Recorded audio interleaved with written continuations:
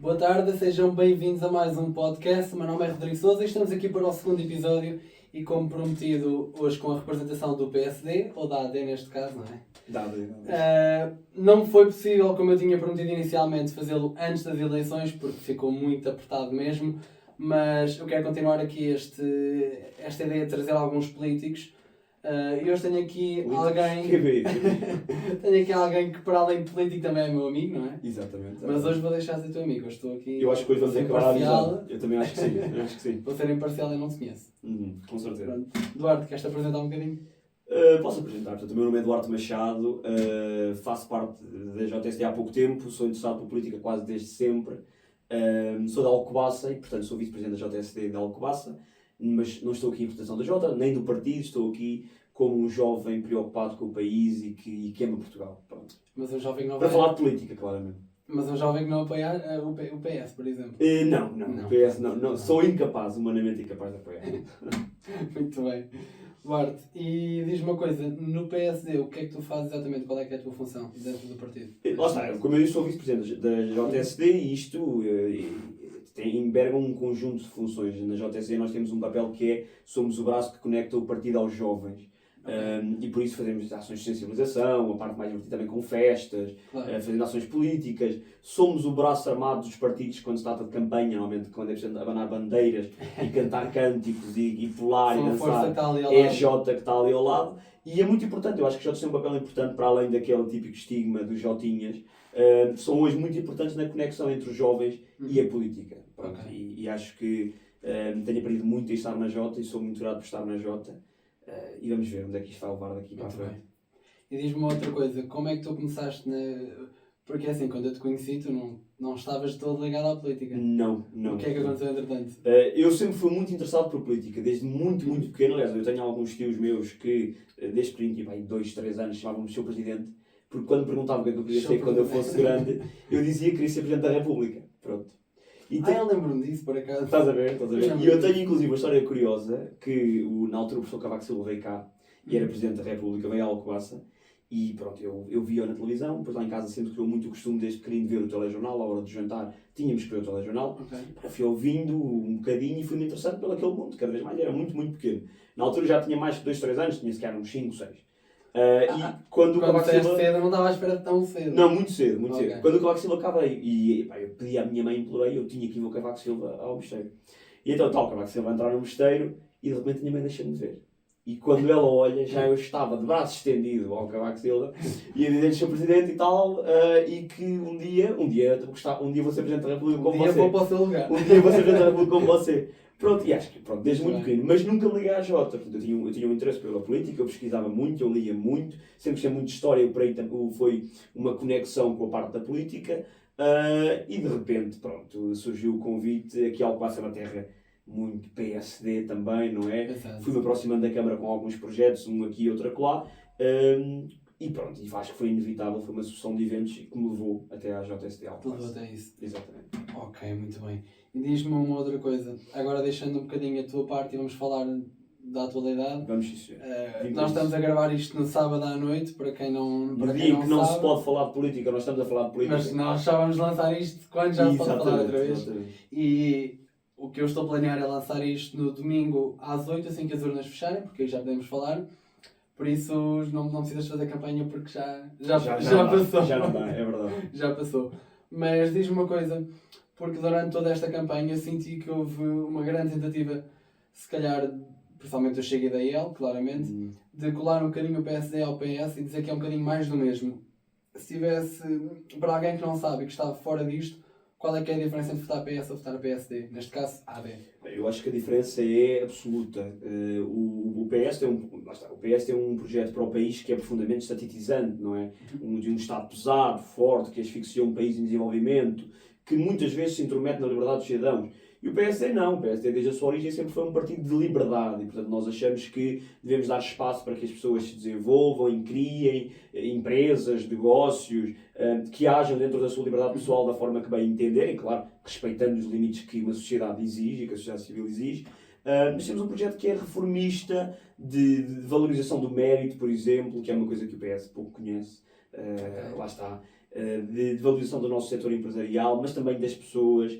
Temos, neste momento, eu percebo que algumas medidas, como por exemplo, nós agora queremos a uniformização das reformas e trazer as reformas para um patamar em 4 anos de 820 euros, que é o nível de ordenado. Mas isso Parece realista, mas não é. Ou seja, eu acho que o PSD alberga diversas ideologias, sempre teve desde liberais a sociais-democratas, a sociais-liberais. Eu sou um social-liberal, eu considero-me um social-liberal, porque eu acredito que sim, o Estado deve interferir ao mínimo na economia, deve permitir... Mas como essa parte liberal, achas que isso faz sentido? Sim, porque isso não é algo aí é que muito... está, eu não sou um liberal, eu sou um social-liberal. Okay. Ou seja, eu acredito que sim, deve haver liberalismo económico, o Estado deve interferir pouco na economia, o Estado deve deixar a atividade empresarial para os empresários, portanto, e deve-se concentrar naquilo que são as necessidades das pessoas. É impossível falarmos de meritocracia sem partirmos de um conceito de igualdade de oportunidades. Quer dizer, não podemos achar que um filho de um multimilionário parte do mesmo ponto de partida do que o filho de uma empregada doméstica, por exemplo. Sim, claro. Sem desmerecer empregadas domésticas, como é óbvio. E não parte do mesmo ponto de partida. O Estado tem essa função social de igualizar os patamares, de garantir um acesso a uma saúde que funcione, educação, formação. Mas onde é que é a linha vermelha para ti? Porque isso chega a temos de definir... É difícil definir ali uma linha até onde é que já começa a ser demasiado. Sim. Já começa a haver uma... Eu acho que a linha é mesmo essa. É garantir condições básicas de vida digna para todos. E a partir daí, cada um, de acordo com o seu esforço, a sua competência, o seu trabalho, trilha o seu caminho rumo àquilo que quer construir na sua vida. E tem que ser, lá está, recompensado. E aí é que é o problema. Eu acho que o Estado em Portugal, de tão pesado que é, de tão omnipresente que é, sufoca esse desenvolvimento. E muitas vezes prejudica quem procura esse desenvolvimento. Então achas que neste momento o Estado está demasiado presente? Está demasiado presente na economia. Okay. Sim, sim. O Estado não pode ter uma função empresarial e tem em diversos setores. E não pode ter. E prejudica setores mesmo naqueles onde não está, com IRCs, com taxas e burocracias. Quer dizer, nós temos um Estado que é, além de pesado, é profundamente disfuncional. Não funciona em muitas áreas. E isso atrasa o desenvolvimento do país, como é óbvio. Eu já te vou perguntar medidas mais específicas, como falaste do IRSI, do IRC. Do IRC, sim, por exemplo. Já vamos a isso. Por agora, eu queria... Medidas já lá vamos, especificamente. Ainda acerca desta campanha, o formato dos debates foi algo que foi muito contestado e eu gostava de ter aqui um bocadinho de tua opinião. Achas que fazia sentido serem maiores? Achas que fazia sentido haver mais medidas e se calhar menos ataque político? Fazia. Eu acho que sim. Eu acho que os debates foram um show-off de slogans políticos e de frases propagandísticas sem teor e conteúdo algum e deixámos de lado aquilo que é o mais importante, que são as ideias para o país. Pronto. Não vimos, e é impossível vermos em 15 minutos de cada candidato, ver discutidas ideias profundas. Quer dizer, ainda por cima, quando tu em 15 minutos queres falar de educação, saúde, ambiente, claro, habitação, quer dizer, é impossível. Mas a questão é que foram 28 debates. Até que ponto, se os debates tivessem 1 hora e meia, as pessoas eu compreendo o argumento de que debates muito grandes não despertam o interesse das pessoas e as pessoas não têm paciência para ver. Mas eu acho que também temos que começar a ter um bocadinho mais paciência para ver. Nós temos cada vez mais de nos preocupar com o estado do país e percebemos que é uma obrigação, enquanto cidadãos, termos um voto informado sobre aquilo que são as propostas dos partidos para o país, não é? Okay. Portanto, eu não peço a nenhum cidadão que veja um programa completo de 300 páginas de nenhum partido. Eu vi alguns, mas é masoquismo quase. É impossível. Acho que não haja ninguém que não esteja diretamente ligado à política, não é? Claro. Um cidadão comum. E eu percebo isso, não exige isso. Mesmo dos partidos que apoia, é muito difícil tu ires ler 200 ou 300 páginas de medidas. Exatamente. Eu percebo isso e acho que não faz algum sentido, mas no mínimo, quer dizer, não gostava de haver um debate de 1 hora em vez de haver um debate de meia hora. Eu acho que é o mínimo que precisamos fazer, ainda mais quando havia tantos temas para debater e tão importantes e a campanha eleitoral ficou muito aquém do que poderia ser a nível de debate de ideias. Não se debateram ideias, debateram-se candidatos, debateram-se demagogias, debateram-se picardias, relos entre candidatos e acho que o povo português é que perde com esse tipo de campanha. E sem exceção, não estás a falar de nenhum específico. No não, geral, de todos. Sentiu-se isso todos. Eu acho que houve, obviamente, candidatos que se conseguiram manter mais num nível intelectual e moral mais acima que outros. Quem é para ti manteve mais acima? Não sei se posso dizer. Acho que posso. Eu acho que há candidatos claramente que nós vemos que gostam de jogar na lama, não é? E gostam de usar artimanhas, jogos pessoais, críticas infundadas. Quer dizer, eles dizem aquilo que nem sequer eles acreditam, não é? Muitas vezes pegam em frases contextualizadas e tentam manobrá-las da forma que bem entendem para prejudicar o candidato. Nem eles acreditam naquilo, não é? Por exemplo, quando se diz que a AD, um voto na AD, é um retrocesso civilizacional que vai pôr em causa o direito ao aborto, é falso.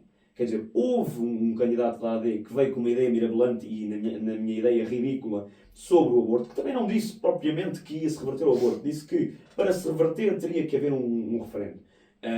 E imediatamente o líder, não é, o Luís Montenegro, veio dizer que nem pensar, com a AD não voltamos atrás da questão do aborto. Portanto, e depois, claro, houve um conjunto de candidatos que tentou fazer campanha com isso, sem jeito algum. Claro, e um partido é plural e tens centenas de milhares de pessoas. Milhares de opções. E ainda mais na AD, que é um conjunto de 3 partidos diferentes, não é? Que pensam de formas muito diferentes. Agora, a AD tem uma orientação política, tem um manifesto eleitoral e é aquele manifesto que vai cumprir e não passa pela cabeça de ninguém pôr limites ao direito ao aborto. Isso está fora de questão. Acho que fomos claros nesse aspecto. E se tu estivesses presente nesses debates e tivesses que fixar aqui 2 ou 3 pontos, medidas-chave, as tuas principais bandeiras, quais é que seriam? Da AD? Sim. Da AD. Eu diria que... Sim, mas que tu destacarias. Que eu destacaria. A AD, lá está, aquilo que me diz mais, obviamente, é a questão dos jovens. Nós temos uma juventude que está a ser massacrada neste momento por um governo de inação. Tivemos 8 anos de governo em que não se agiu em nada, não se fizeram as reformas que o país precisava e também não se agiu para beneficiar os nossos jovens. Vimos cada vez mais jovens a sair do país. E a AD, nesse aspecto, tem medidas muito claras. Temos redução de IRS para os jovens, temos ajuda na compra da primeira casa, que é neste momento um dos grandes problemas que os jovens enfrentam. Nós temos jovens a sair da Europa, somos o país em que os jovens mais tarde saem de casa, perto dos 30 anos, é ridículo, é um falhanço civilizacional. E aí nós temos apoio a garantias de financiamento de 100%, temos uma redução, não é redução, temos uma isenção de IMT, portanto, temos um conjunto de medidas, a parte do rendimento também, portanto, uma redução do IRS para os jovens até aos 30 anos. Isto no pacote dos jovens. Depois diria que a parte das reformas é muito importante. Eu acho que o PSD tem um caminho a fazer muito difícil, mas tem que ser feito para se reconciliar com os nossos pensionistas. São pessoas que trabalharam uma vida inteira para terem direito a uma vida digna e muitas vezes recebem pensões que não lhes permitem ter essa vida. O PSD tem que agir para se reconciliar com essas pessoas e está a agir. Mas quando dizes reconciliar é porque até foi em culpa, em parte, do PSD? Eu acho que o PSD não teve culpa. O PSD, como nós todos sabemos, herdou uma pesada herança do governo de José Sócrates, do governo do Partido Socialista, que foi a Troika, não é? Um memorando já assinado pelo Partido Socialista que propunha cortes para as reformas. E o PSD, nesse sentido, e Pedro Passos Coelho teve um enorme sentido de Estado e levou a cabo um plano que foi profundamente duro para quem governava, mas ainda mais duro para o povo. E aí também, lá está, houve cortes pesados. Mas isto criou uma ideia errada nas pessoas. Principalmente os mais idosos têm muita ideia de que o Passos Coelho ficou como o mal da fita, por assim dizer. Sim, e eu aí acho que o PS tem uma máquina política e eleitoral e propagandística muito mais forte que o PSD e vendeu a narrativa que queria. Mas sinceramente... E foi a narrativa que dominou.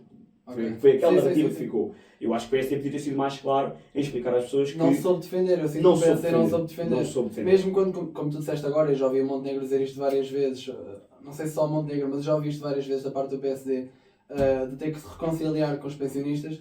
Eu acho que isto torna-se quase uma admissão de culpa, porque quando tu dizes que temos de nos reconciliar, estás a admitir que fizeste algo mal. Eu acho que era preciso.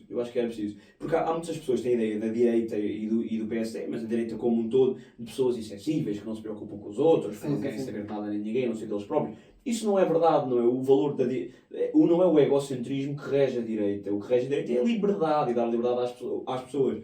E liberdade com condições dignas de vida. E por isso eu acho que lá está. Temos que fazer um trabalho que o PS não fez nos últimos anos, de nos reconciliarmos com os pensionistas e devolvermos aquilo que foi tirado por salvação do país. Não podemos esquecer, o PSD herdou um país que não tinha, dentro de poucos meses, dinheiro para pagar salários. Sim, exato, foi uma medida que foi necessária. Teve de ser feito e nós herdámos um país com Troika e expulsámos a Troika. E demos as chaves de um país quase no vinho em folha ao Partido Socialista para que os seus desários socialistas pudessem fazer o crime e bem lhe apreciam e nacionalizar empresas e etc. Portanto, acho que essa é importante. Já disse 2 medidas, não? Tu disse-me 3, não foi? Sim, eu disse 2 ou 3 no geral. Não, 3, mas pronto, acho que podem ficar por aqui estas. Acho que temos muito mais. Portanto, temos propostas ambientais também. É muito importante perceber que não podemos negar as alterações climáticas e elas são um fator central para qualquer candidato a Primeiro-Ministro. E por isso temos sim propostas na área das alterações climáticas, do ambiente. Eu acho que nós temos um projeto reformista e ambicioso. Okay. Confesso, é ambicioso, mesmo a nível de choque fiscal, é um projeto que é um teste, nunca nada foi parecido em Portugal. Mas fala-se muito nestas eleições de choque fiscal. Sim. tanto a IEL como o Chega, pelo menos, todos à direita falam no choque fiscal de maneira diferente. O que é que o do PSD tem a mais ou melhor? O PSD é um choque fiscal mais moderado do que a IEL, obviamente, não é? E aí a minha diferença lá está de um social-liberal para um liberal. Eu acho que nós temos que sim puxar pela economia do país, desenvolver liberdade dos cidadãos, mas apoiar aqueles que precisam, não é? Então achas que a IEL neste ponto é mais... Não, eu não estou a usar extremista num... Claro, eu não acho negativa. que seja extremista. Eu acho que a IEL tem uma visão económica que pode até resultar, mas o pior é que, entretanto, enquanto não resulta, e portanto reformas económicas, eu como economista sei, quer dizer, reformas económicas são coisas que demoram muitos anos. E entretanto, o que é que acontece às pessoas que estão desprotegidas, que estão fragilizadas e que precisam de um braço de um Estado que as apoie? E é aí que o PSD tem uma visão diferente, que sim, vamos impulsionar a economia, vamos fazer algo ambicioso que nunca foi feito. E aí é que está a grande diferença. É o progresso que há de trás para o país, que o PS nunca trouxe. O PS trouxe para o país uma visão de estagnação, de ausência de reformas estruturais, deixou um país a definhar em busca de políticas e respostas para os problemas das pessoas, que nunca teve. E agora há, finalmente, e é isso que é a minha última esperança para Portugal, é agora, antes de me ir embora, porque eu acho que como eu e tantos outros jovens estamos a ponderar sair do país, e eu tenho que admitir que estou, e a minha última esperança é haver de não ser preciso, de não ser preciso sair, é haver um governo que efetivamente pense no progresso, na ambição, que é o que nós não temos tido em Portugal, é ambição. Não é? Eu ia te perguntar isto mais daqui a bocadinho, mas já que estamos a falar um bocadinho da IEL neste caso, qual é a tua opinião entre estes dois partidos? A IEL já disseste um bocadinho, mas também ao Chega. O que é que os dois diferem do PSD neste momento e entre si? Porque foi criada uma linha vermelha, por exemplo, à volta do Chega. O Montenegro já assumiu com a IEL que facilmente se coligaria, mas com o Chega não.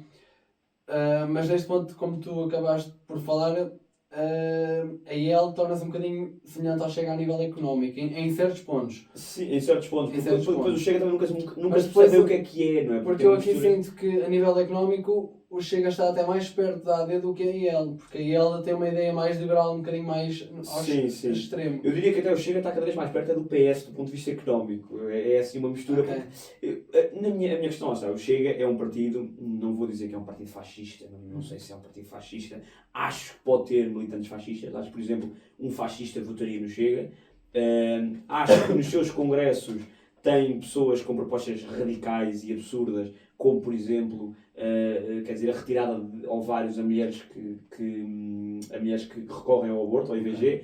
Acho isso inconcebível, de uma desumanidade tremenda e que não pode ser aceita em nenhum partido.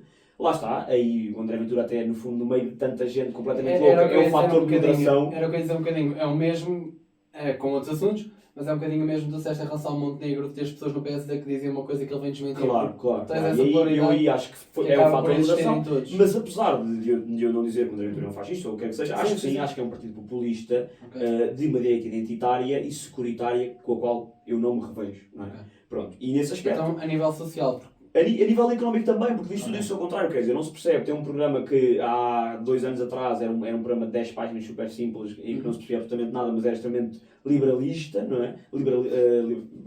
Liberal, exatamente. Era um programa extremamente liberal e hoje tem um programa completamente diferente, que também vai muito ali em busca das reformas, mas tem uma proposta para as reformas que ainda é mais ambiciosa que a do PSD, tão ambiciosa que custaria provavelmente 11 mil milhões de euros aos cofres de Estado, o que significa que a certos pontos se aproxima um bocadinho mais das do PS, não é? É um usar de contas públicas. Tem isso, tem taxação de banca, que é uma coisa quase bloco de esquerda, taxação de lucros extraordinários, que eu nunca percebo o que é que são esses lucros extraordinários que os partidos falam. Quer dizer, lucros são lucros, não há cá lucros extraordinários. Sim, eu disse isto no episódio passado, a nível de quando um banco é ajudado pelo Estado, faz todo sentido, tem que devolver esse dinheiro, não é? Claramente. Claro, sim. Mas a partir do momento que criou uma fortuna, que seja ela do tamanho que for, por conta própria e por mérito próprio, não acho também que faça sentido ser extra taxado, não é? Exatamente, e um banco, nós temos que perceber para já tudo o que seja interferências com a banca, eu tenho muito medo. Tudo o que seja interferência de um Estado com a banca é uma questão muito complexa, porque vai mexer muito com a economia, não é? A banca é quase um filão central de qualquer economia. E depois tem outro efeito, que é os bancos hoje em dia têm cada vez uma exigência maior por parte dos bancos centrais de ter maiores garantias, maiores bolsas de crédito, maiores, vamos lá ver, eles chamam aqui almofadas financeiras, para se protegerem em eventuais crises. Ou seja, nós não podemos achar que a banca está na mesma situação que estava na crise de 2008. Não, a banca hoje está muito mais bem protegida, tem buffers financeiros exigidos pelos bancos centrais que permitem-nos ser robustos face a uma crise. Estar a dilapidar os lucros da banca é estar a dilapidar essas garantias, esses buffers, essas almofadas e, consequentemente, fragilizar a nossa banca.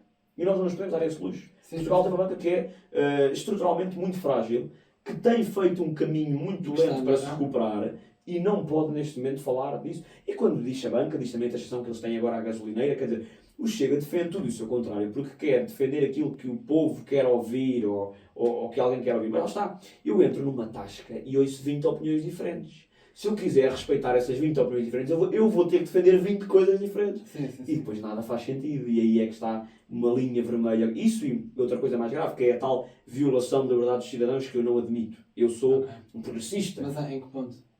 Lá está, por exemplo, na questão do aborto, agora a Okay, veio dizer que não, que, portanto, que até é a favor do aborto, já disse que era contra e o partido tem uma diretriz que é contra, mas não interessa, pronto.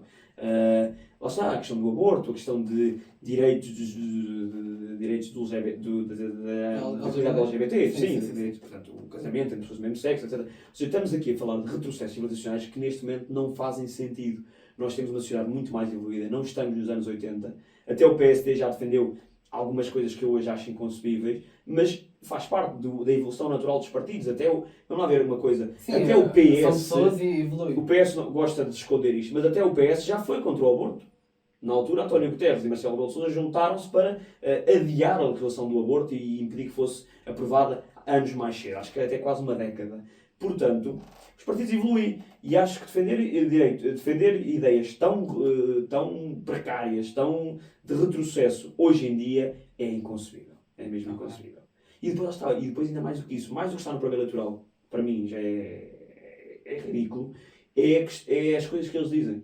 São muito perigosos, quer dizer, eu esta semana ouvi a Rita Matias a falar... Sim, eu ia passar mesmo aqui para o ponto também. A falar de uma superioridade, quer dizer, uma coisa que às vezes a esquerda faz que eu detesto, que é nós temos uma superioridade moral. A esquerda usa muito essa carta e eu acho que é uma carta sujíssima para usar na política. E a Rita Matias usar uma coisa ainda mais grave que isso. Nós temos uma superioridade moral e uma superioridade estética.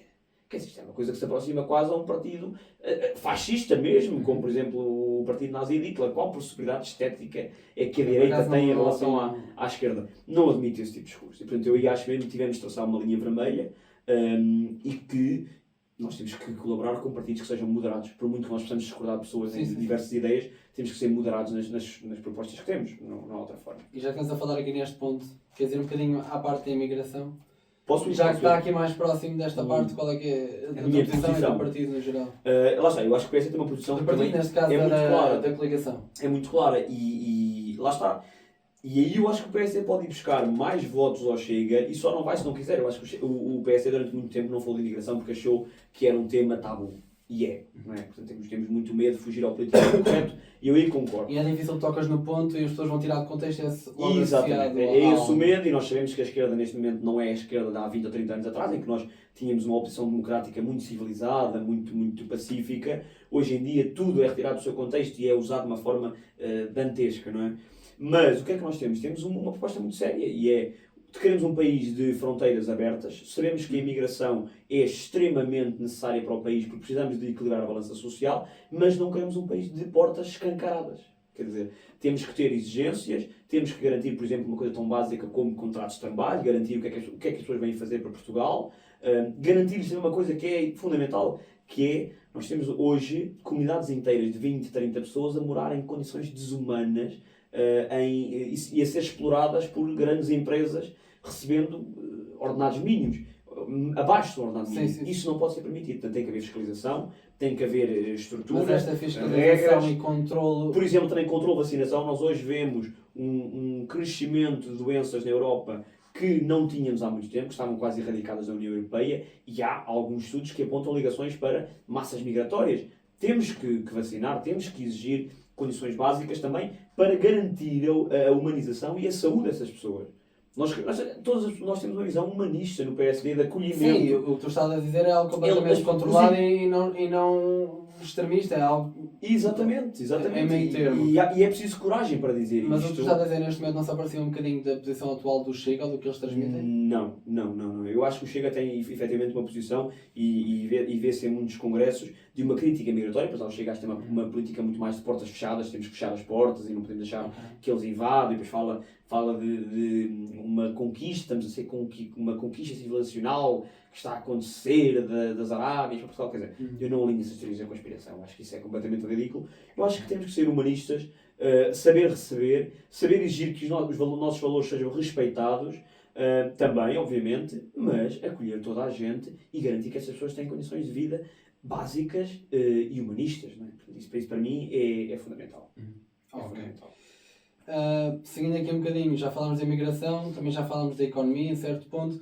Queria que me só desse aqui um cheirinho acerca de saúde e também do ensino. Vamos começar pela saúde. Portanto, para a saúde, o PSD tem propostas muito claras a nível de nós queremos garantir até ao final da legislatura um médico de família para cada cidadão.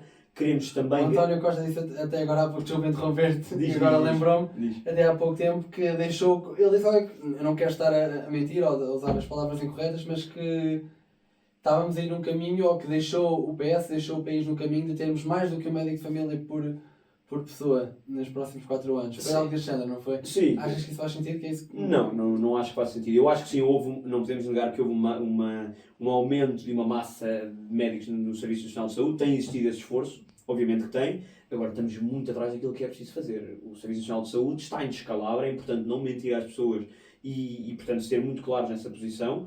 E neste momento preciso de um programa de emergência para o Serviço Nacional de Saúde, que é isso que o PSD tem. O PSD não quer de maneira nenhuma desistir do Serviço Nacional de Saúde, como eu vejo a esquerda a jogar a carta. O PSD quer garantir que as pessoas têm direito a ser tratadas e quando precisam e como precisam, independentemente da forma e do meio a que é preciso recorrer para isso. Portanto, não faz sentido nós aqui falarmos, eu quero bem saber se a pessoa é atendida no público, no privado, no setor social. Nós temos que garantir que há aqui uma união entre setor público, social e privado para garantir cuidados de saúde para toda a gente. E é essa a opção do PSD. Temos também a proposta da criação de um gestor de saúde para servir aqui como um mecanismo facilitador entre o doente e os serviços de saúde, seja o centro de saúde, seja o hospital, as urgências, as operações.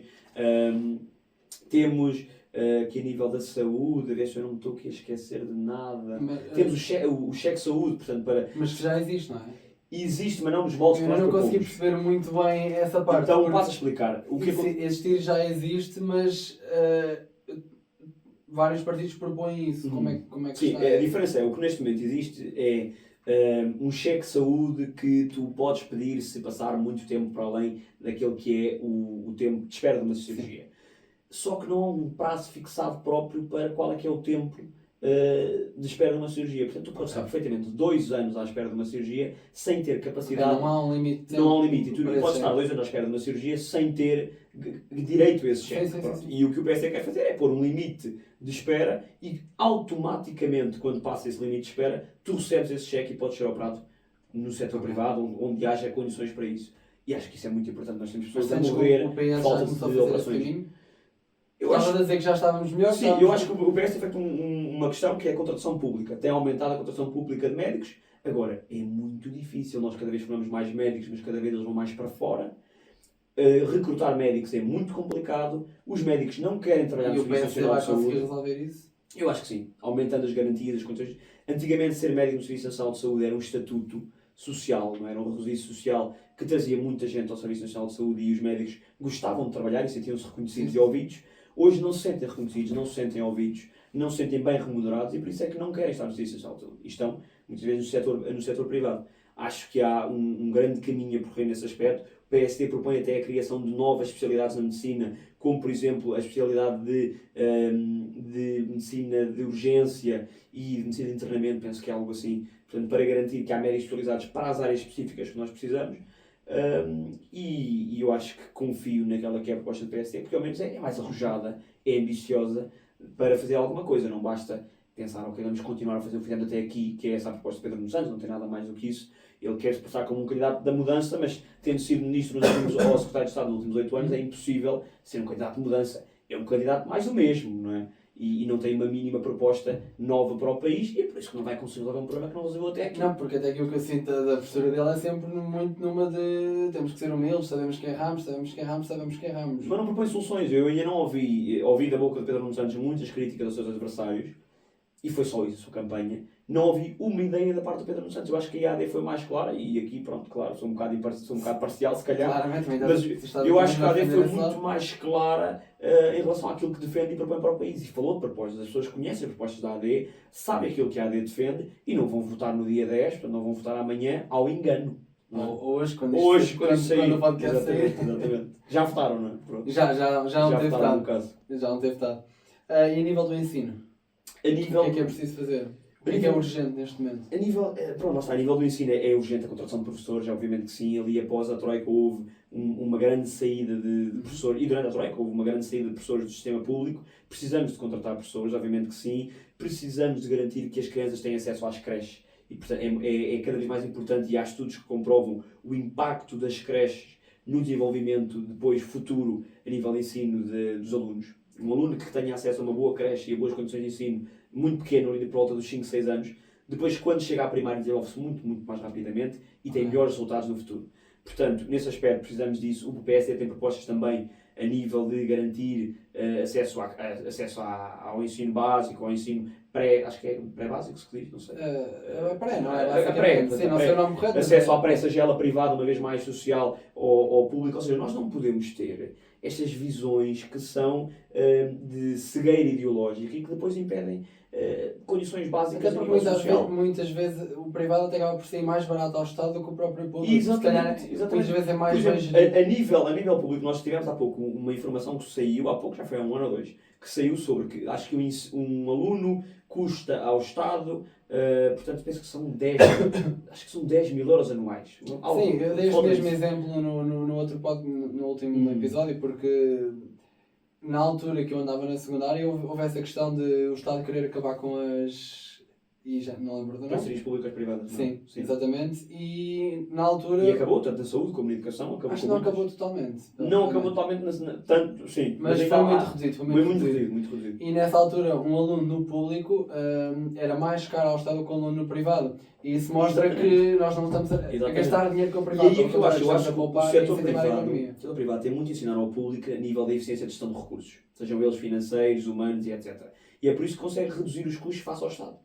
Nós temos, como eu digo, um Estado que, na sua administração pública, ainda é profundamente ineficiente em alguns setores, não digo em todos, mas em alguns setores é profundamente ineficiente. E por isso também tem custos muito mais elevados. E aí temos a aprender, e se os privados conseguem fazer um serviço tão bom a custos mais baixos, por que não aderir a estes serviços? Eu ia te perguntar agora, então, mais ou menos, privatização das empresas públicas. Já respondeste um bocadinho, mas achas que há diferença consoante o tipo de empresas? Por exemplo, mesmo muitas das pessoas que defendem a privatização, no caso da TAP não o fazem porque acham que é algo crucial e que deve ser uma empresa estatal. Concordas com isso?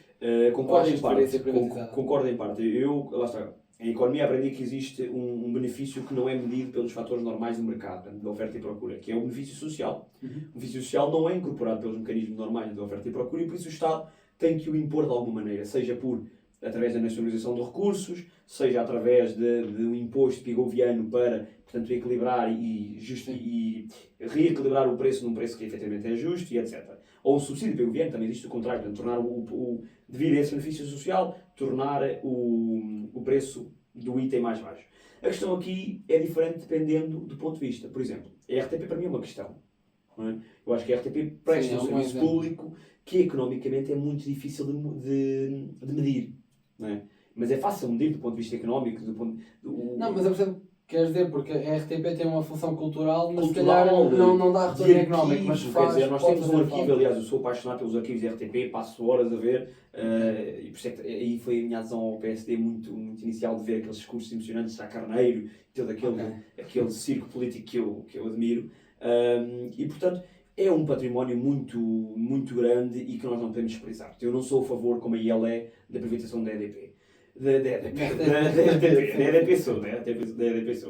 Mas, por outro lado, TAP para mim é uma não questão. Não é? TAP para mim, a TAP sim tem um benefício para o país a nível de exportações de bens e importações de bens e também de turismo, mas é um benefício que podia ser perfeitamente recuperado por uma qualquer empresa privada. Portanto, não é por ser pública que ganha o que quer que seja. E aí sou, obviamente, contra gastar 3.900 milhões Mas de euros. isso é um outro ponto. É muito dinheiro e que podia ser emprego Sim, naquilo não, que é os óbvio, serviços públicos. óbvio, e esse dinheiro não deveria ter sido gasto da forma que foi. Mas o meu ponto, mas tu manteres a empresa pública é diferente de apoiares que tenha sido investido todo esse dinheiro para recuperar a empresa. Quer dizer, naquela altura não era. Ou se investia aquele montante ou a empresa fechava. Não havia outra hipótese. Tu achas que havia uma terceira hipótese? E tu aqui acabaste por mudar um bocadinho a minha opinião, porque eu pensava exatamente o contrário de ti neste caso. Que a RTP poderia ser privatizada e a TAP não. Na TAP eu continuo a achar que essa especificamente faz sentido ser pública, mas na RTP por acaso mudaste a minha opinião. Que faz sentido ser faz pública sentido também. ser pública, sim. Pronto. A RTP eu acho que sim. Mas na TAP eu achava pelo facto de se tu deixas o teu controle da TAP, passas a não ter empresa nenhuma de aviação portuguesa que possa garantir, se calhar, rotas que não são lucrativas, mas que são necessárias para os imigrantes. Percebes o que eu quero dizer? Eu percebo, mas há aqui vários fatores. Ponto número 1. Nós temos que entender que hoje não estamos no Portugal de há 40 anos atrás.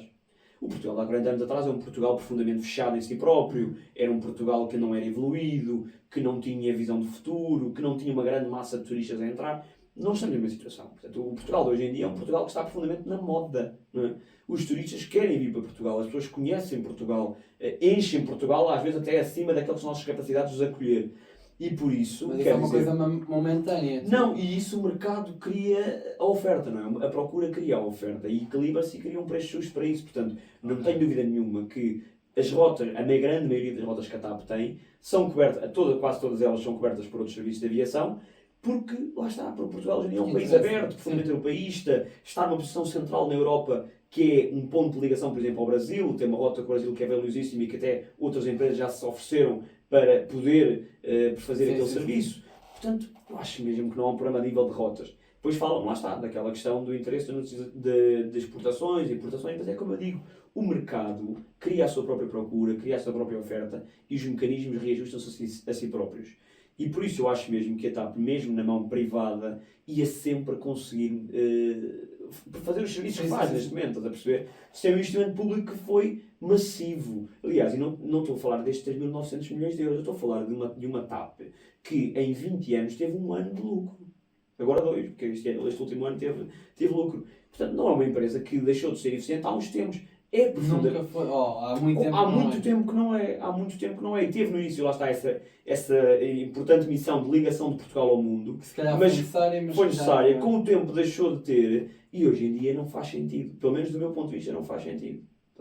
É essa a minha posição em relação à TAP. É para os argumentos. Estás-me a conseguir mudar a opinião. Algumas coisas. Eu acho, ainda vou sair daqui mais uma hora e consigo dar a opinião em relação à TAP. Mas eu acho mesmo que é isso. E depois... Lá está, mas isto também são 2 pontos em que eu não tenho uma opinião muito forte ou muito definida. É algo que facilmente me consegues provar ao contrário, porque não é algo que eu tenho a certeza, não, isto é o melhor. Claro. Por isso facilmente me consegues dar a opinião. E ainda custa mais quando tu vês 3.900 mil milhões investidos numa altura tão complicada para o país, de falência de serviços públicos, e esse dinheiro podia fazer tanta diferença na saúde ou na educação. E isso, para mim, é inconcebível. Porque isso para mim está primeiro. Depois o resto. Está bem.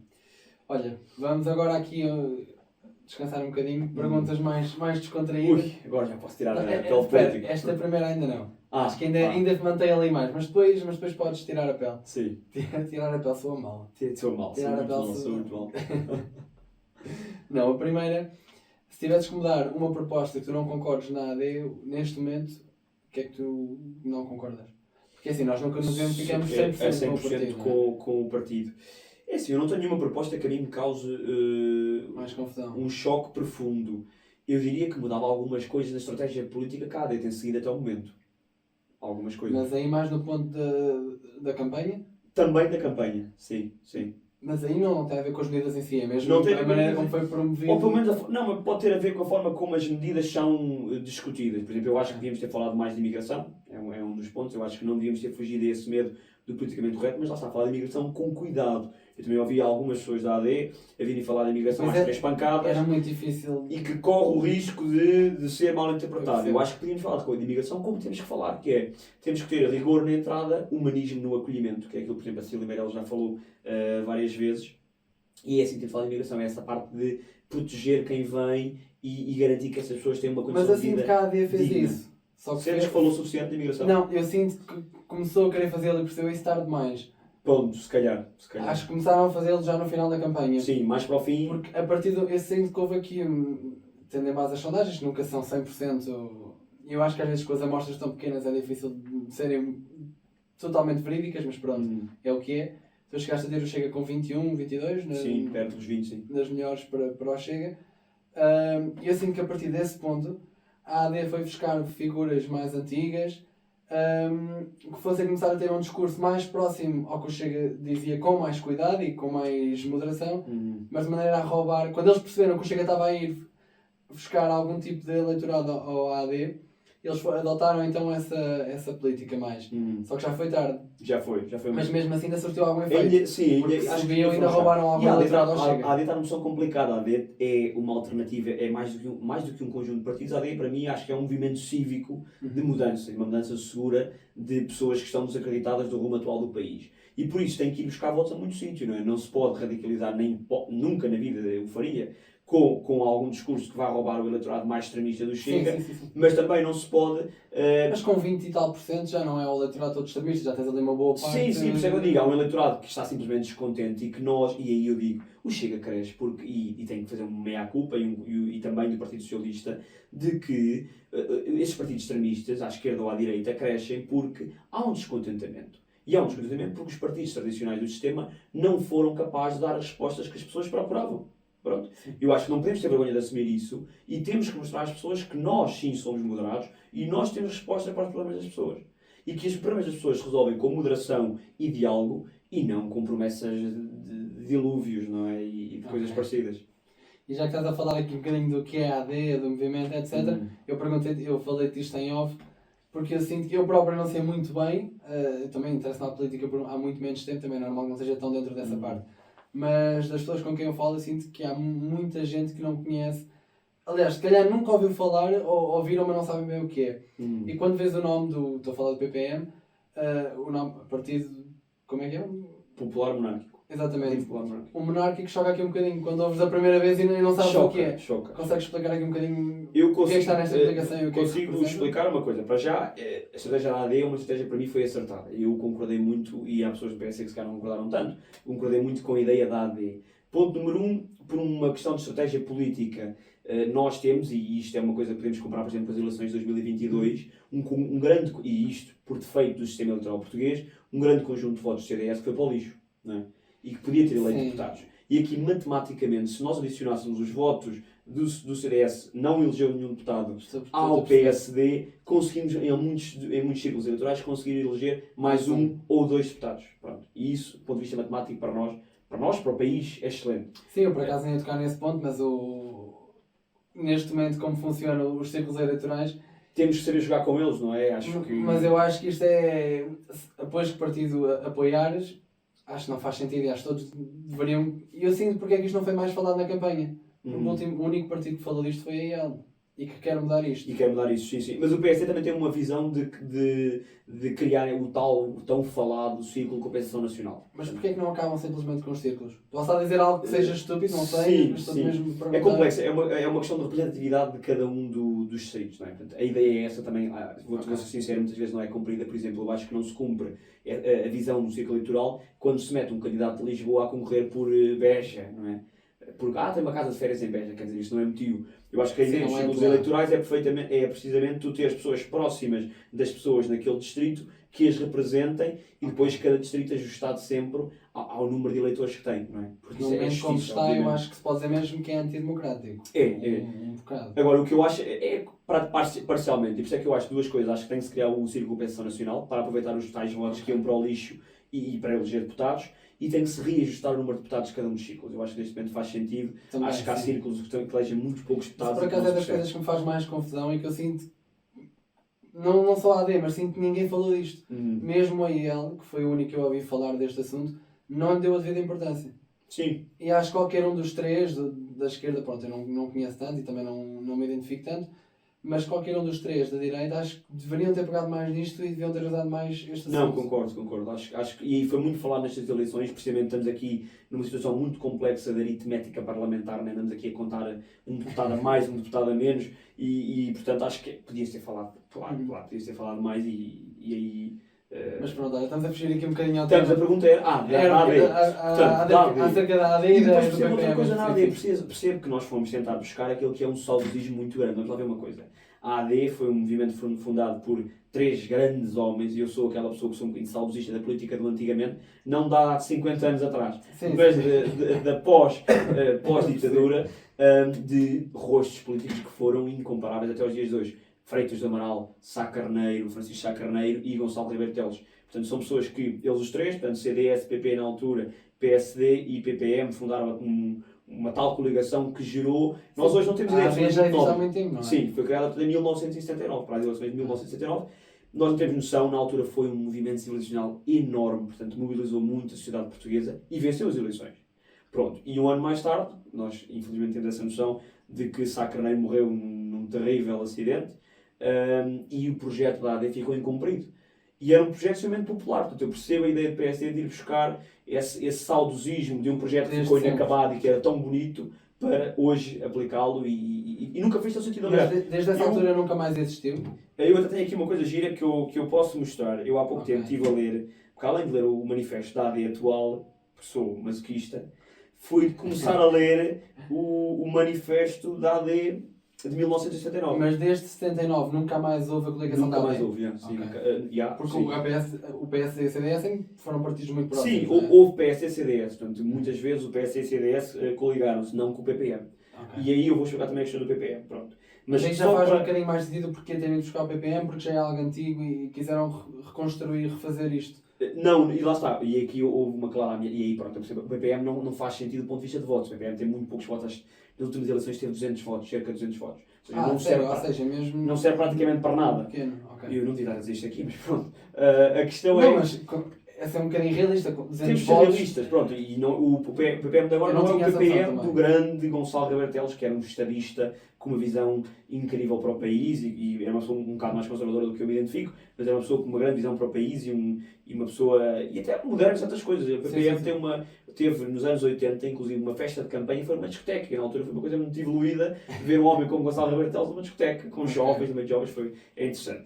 Mas o PPM tem um sentido que foi, nós na altura anunciámos a Aliança Democrática sem o PPM, agora, há uns meses atrás, e o PPM começou a ir para tribunal, porque a aliança original era com eles e, portanto, acho que foi um bocadinho por pressão judicial que nós não quisemos ali causar alaridos e incluindo o PPM na coligação. Não acho que tenha mal nenhum, não vejo malefício nisso, também não vejo benefício, mas acho que foi o que teve que ser. Não, e só ler então esta parte assim, que é genuinamente engraçada, porque parece que desde 1979 nada mudou. Porque repara no que é que o Manifesto Eleitoral de 1979 dizia: as promessas de 25 de Abril não foram cumpridas, a vida está mais cara, os salários não sobem tanto como os preços, o desemprego aumenta e não se consegue arranjar uma casa com rendas acessíveis. Ou seja, desde aí continua igual. As pensões de previdência são insuficientes, as escolas funcionam mal, a cultura e o ambiente degradam-se, as regiões do interior empobrecem e os municípios continuam dependentes da administração central. As empresas vivem em permanentes dificuldades, não se respeitam as leis e, entretanto, os impostos não param de crescer. E os serviços públicos pioram de ano para ano. Pronto, e continua assim. Portanto, é uma visão do país que parece que passou tantos anos e nada mudou. Então deixa-me fazer também uma outra pergunta. Mas desde aí, porque é que o PSD também, se até agora ainda não mudou isso, porque é que merece agora o voto de confiança de que vai fazê-lo desta vez? Vamos lá ver uma coisa, o PSD não mudou porque nos últimos 30 anos o PSD praticamente não governou. Não é? Nós temos que encarar que o PSD nos últimos 30 anos teve apenas 2 governos de pequeníssima alternância, de 4 anos, em que veio governar em pleno desaires de contas públicas, com memorandos de FMI, com tostões contados, e portanto nessa situação é impossível governar com seriedade e com propostas sérias, porque naquele momento nós governámos de mãos atadas. Não é? Okay.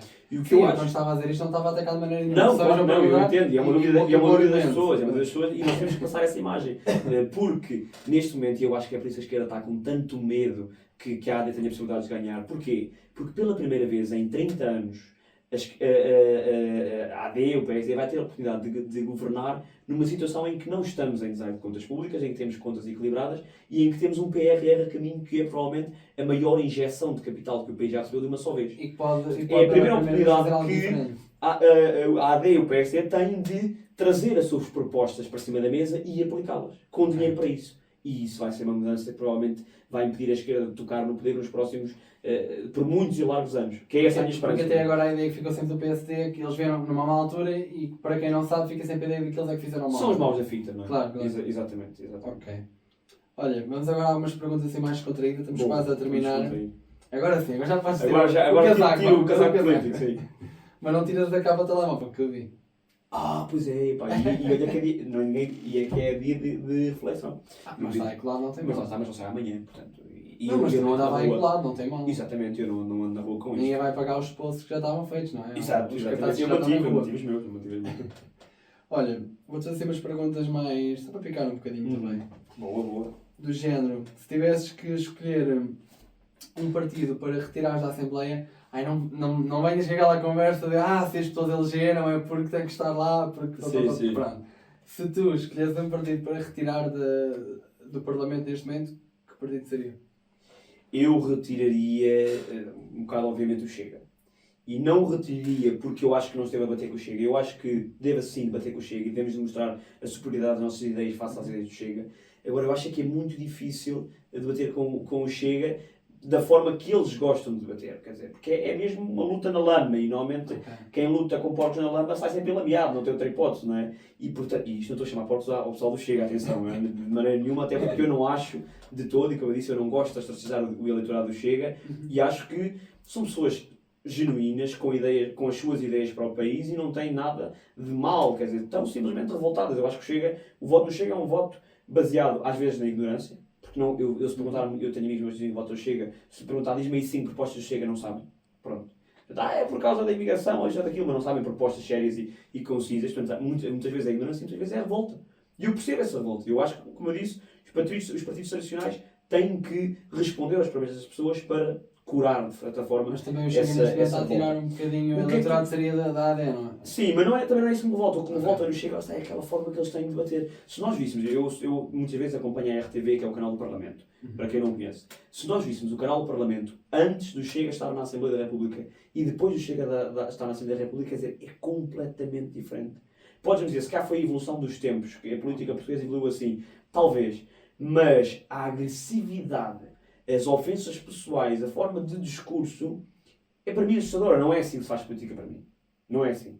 E por eu não acreditar nessa forma de fazer política, retiraria o Chega, mas obviamente em sentido figurado. No sentido real e prático. Sim, eu quero é que o Chega lá esteja para nós debatermos ideias e mostrarmos a superioridade das nossas ideias. Não é? Ok, e agora vou-te perguntar o contrário. Se tivesses que escolher um dos partidos que não tem assento parlamentar para entrar na Assembleia, qual é que escolherias? Essa é muito difícil. Mas viste o debate dos partidos que têm assento? Vi sim senhor. E vejo sempre que eu acho que é uma fonte de diversão interessantíssima para quem não tem nada a fazer naquele dia à noite. É mesmo divertido. Mas olha aí também dos que têm assento foi divertida mesmo. Também foi. É sempre divertida. A política para mim é sempre divertida e é para algumas pessoas, não é? Portanto, o que é que eu diria? Eu diria que há dois partidos para mim que eu gostava de ver na Assembleia da República. Um de uma pessoa que eu simpatizo muito, e eu acho mesmo que o partido é só aquela pessoa, portanto, quer dizer, é o que é o Rio do Tim de Rãs. Porque eu acho que efetivamente é um homem do povo, é um homem que conhece o povo, que está próximo do povo. Mas agora já não está à frente do partido. Não em Lisboa, mas continua a ser o cabeça de lista pelo Porto. Quem vota no Porto vota no Tim de Rãs. Em Lisboa não.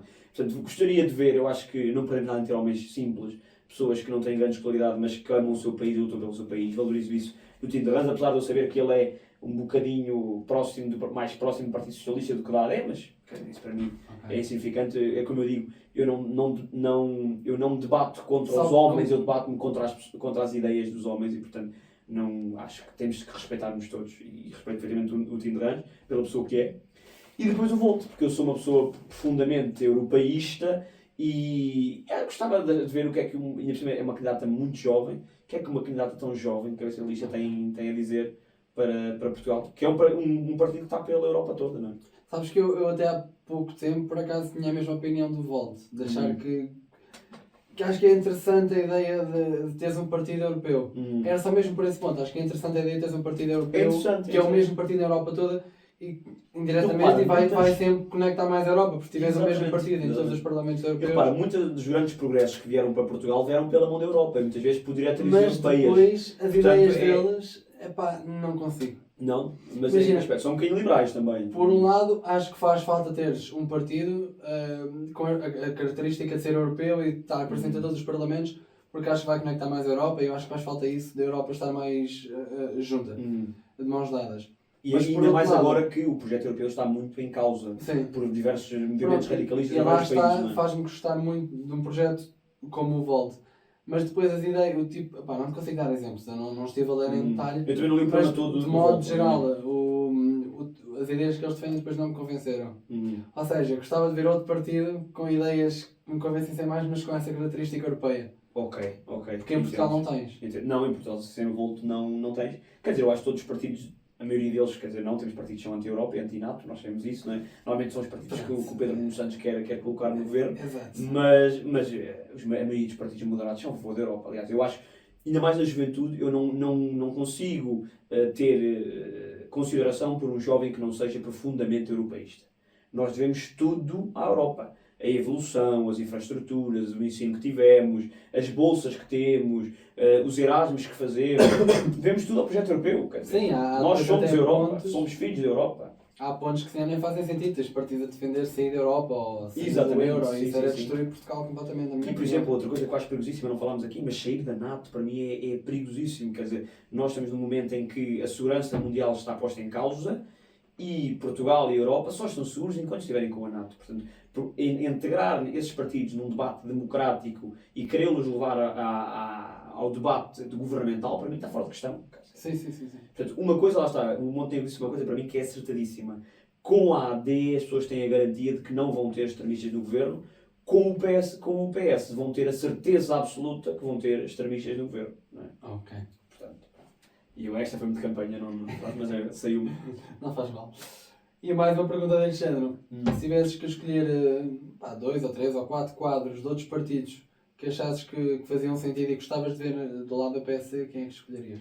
Olha, eu gosto muito, deixa cá ver assim, fazer um pica-pau de vários, ser todos do mesmo partido, vários partidos, mas sim, mas eu diria do PS o Sérgio Sousa Pinto, como costumam dizer, é o filho do PS, que é o queridinho da direita, mas eu acho que o Sérgio Pinto é uma pessoa muito moderada, muito conhecedora, e é uma das pessoas do Partido Socialista que é uma voz discordante e que concorda que o Estado português é demasiado pesado, e pesa demais sobre as pessoas. Portanto, ainda há pouco tempo vi um discurso dele, quase parecia um discurso da iniciativa liberal nesse aspecto, e portanto valorizo isso no Sérgio Sousa Pinto.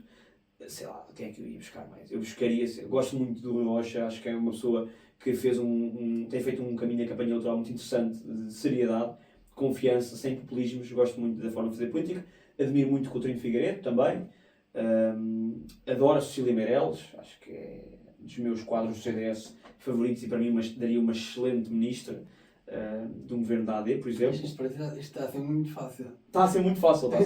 Até à esquerda consegui buscar quadros. Pronto, acho que é, sei lá, acho que é por aí.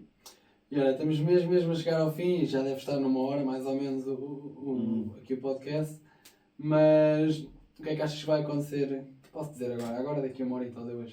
Quando começar a saber os resultados. Pós-eleições, não é? Exato.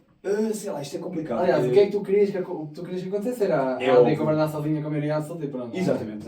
Esse é o cenário ideal. Porque nós vamos ter que... Mas sendo realistas do que tu viste até agora das sondagens, o que é que achas do que é possível, o que é que tu gostarias que acontecesse? Nós temos que entender que um partido tem um programa político e um manifesto eleitoral, não é? E é esse manifesto que quer cumprir. Só que num cenário como nós temos hoje, de profunda fragmentação parlamentar dos partidos, cada vez é mais difícil concretizar esse plano na sua plenitude, não é? Como é que um partido, tendo que negociar com tantas pessoas que pensam de forma diferente, consegue executar o seu programa a 100%. Claro. E depois o problema é esse, é que o eleitor exige que o programa seja cumprido a 100%, não é? Portanto, aí é muito complicado. Mas o cenário que eu diria ideal fora dos irrealismos de uma maioria absoluta da AD, é haver uma maioria absoluta da AD com a iniciativa liberal. Portanto, haver essa negociação. Acho que poderá estar em cima da mesa também a questão de ganharmos, não ser suficiente com a IEL e termos que arranjar outro apoio, não é? Mas quem é que seria esse apoio? Eu aí diria que não podemos negociar com o Chega. Mas irias ligar à esquerda? Também acho que não. Eu acho que há uma terceira possibilidade que poucas pessoas pensam, mas eu acho que o Chega só ganha em viabilizar um governo da AD com a IEL sem negociações.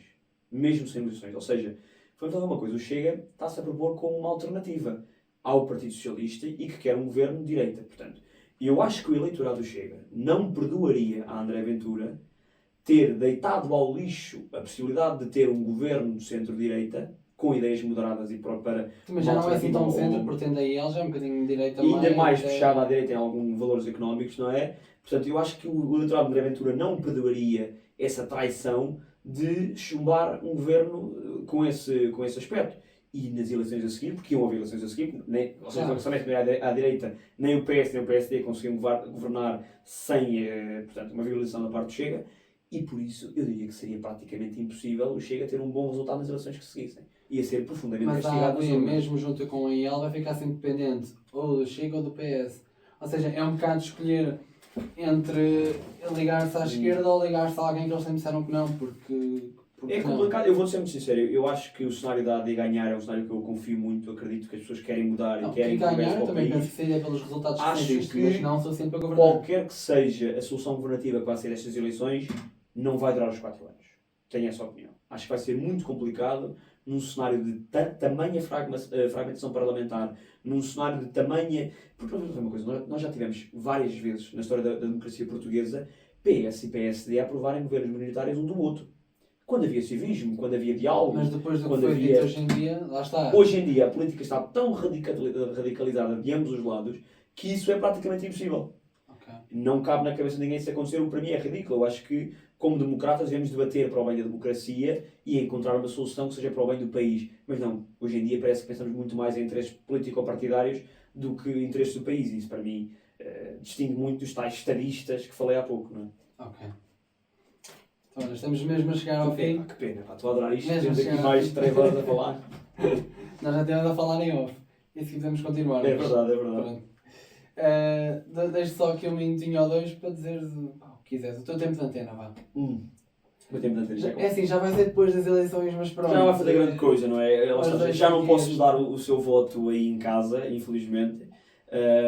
Mas eu acho que só espero que deste dia, portanto, do dia 10 de março, saia uma alternativa para o país. Eu acho que precisamos desesperadamente de uma mudança segura, com moderação, com seriedade, mas que traga ambição ao país e que essa ambição saiba potencializar aquela que é a garra do povo português. Eu acredito profundamente no povo português, nunca duvidei um minuto daquela que é a nossa vontade e aquele ímpeto de trabalho e de dedicação e também de amor ao país, obviamente, mas sinto que governos sucessivos têm desprezado essa ambição e deixado o país num conformismo que a mim me inquieta. Portanto, eu espero que do dia 10 de março saia um ímpeto reformista para trazer ao país as mudanças e o progresso que ele precisa, e esse ímpeto eu só vejo, não é? Na minha opinião parcial, na Aliança Democrática, obviamente. Estás aqui a defender esse lado normal. É, exatamente, acho que sim, foi para isso que eu vim.